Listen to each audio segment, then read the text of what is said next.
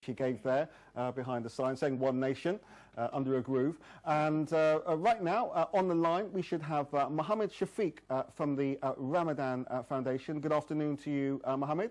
Good afternoon, Lester. Thanks very much for joining us. Now, you would have doubtless been paying some close attention to that speech that we just played a clip of, David Cameron speaking about tackling extremism. I know you wrote in The Guardian about it, but let me ask you, has David Cameron got it right?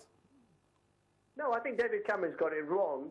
The vast majority of British Muslims accept that we have a problem with a small minority of people who are involved in terrorism, and we've got to confront them.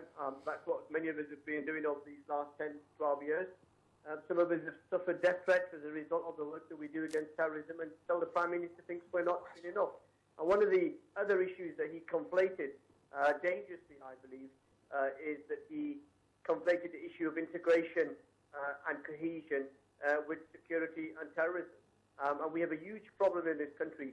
The black lives, Asian lives, don't seem to matter for those in authority. So whether we deal with the issues of institutional racism, whether we do the lack of opportunities both in our politics and our public life, but also wider within employment, and whether we look at the issues around security. So I think, the Prime Minister was wrong, and just shows you that this was a neoconservative inspired speech written by somebody from the Ramadhan Foundation who claims to be a liberal.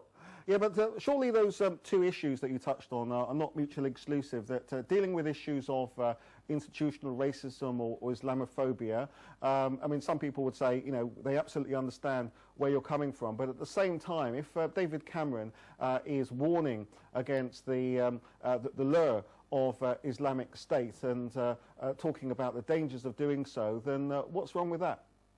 Well, look, let me say this to you, Lester. I agree with the Prime Minister that we have a unique problem.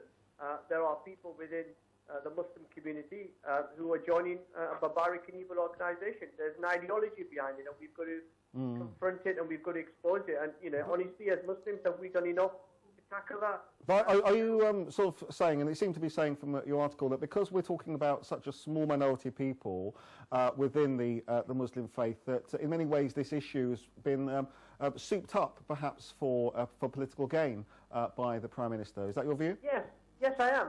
And the other thing the Prime Minister has not done, he has not engaged with the Muslim community at a grassroots level.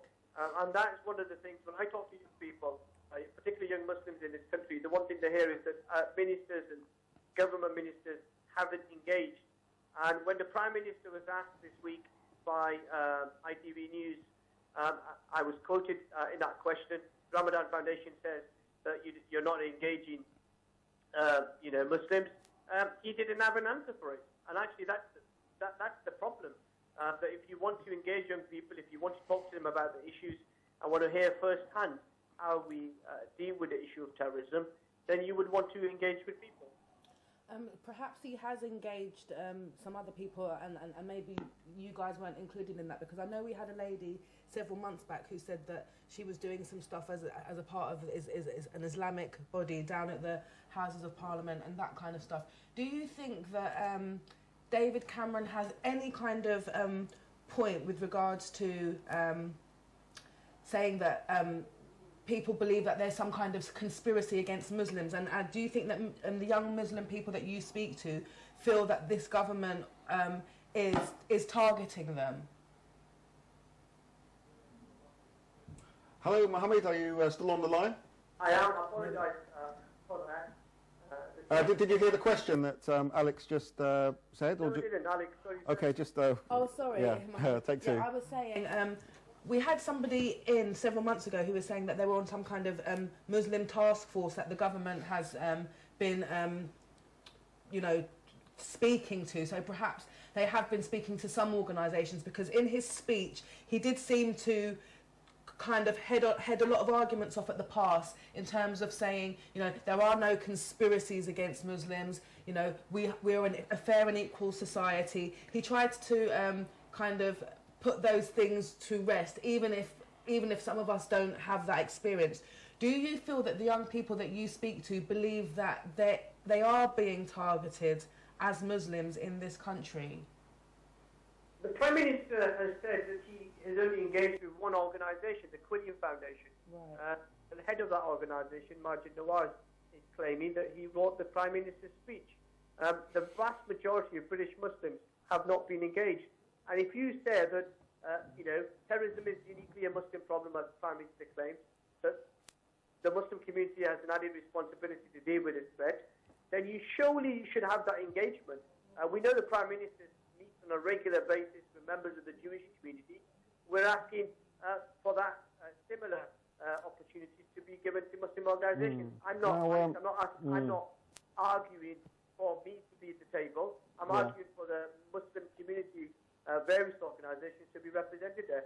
David Cameron has now appointed an integration czar, Louise Casey. Do you have confidence that she'll be doing the right thing? Well, Louise Casey's got a very distinguished record when it comes to tackling some of these issues. She did a very good report into troubled families. She did some good work on the Rotherham child sexual abuse cases. If she's really up for the engagement and talking to young people and really getting to understand the real issues that we face, then certainly be confident in her and her ability to do that. But there's a wider issue at stake here. The equality, race equality, tackling Islamophobia and racism and issues that affect the black community and the Asian community have been marginalised by the last coalition government, but also by this government. And, all our issues, common issues that we face on tackling, for example, as Theresa May today announced, death in custody. You can have as many inquiries as you want. If you don't implement the inquiry's findings, we won't get progress. So I think these issues are not unique to our communities, but we've got to confront it. And if the Prime Minister is really serious about tackling these issues, if he genuinely wants friendship and he genuinely wants a partnership, then he's got to reach out to our community, he's got to reach out to all communities and build that one nation he claims he's calling for. Okay, thank you so much for joining us on the line there, Mohammed Shafiq from the Ramadhan Foundation. And if you've got any views about... In Bradford and Dewsbury have made national headlines, but one leading commentator, Mohammed Shafiq of the Ramadhan Foundation, claims that parts of the British media are guilty of widespread Islamophobia, which is alienating many Muslims living in Yorkshire. The breeding ground for jihadis, where even the ice cream lady wears a burqa. ISIS and the Daily Mail have something in common. They both perpetuate the myth that Muslims somehow are alien to British society.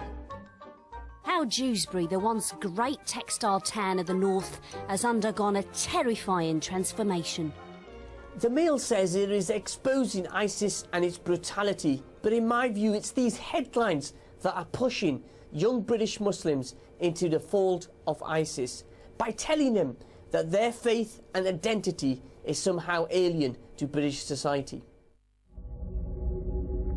And another factor increasing the alienation of young Muslims are imams who either ignore the issue of terrorism, or if they do address it, it's in a way that talks down to young people rather than listening to them.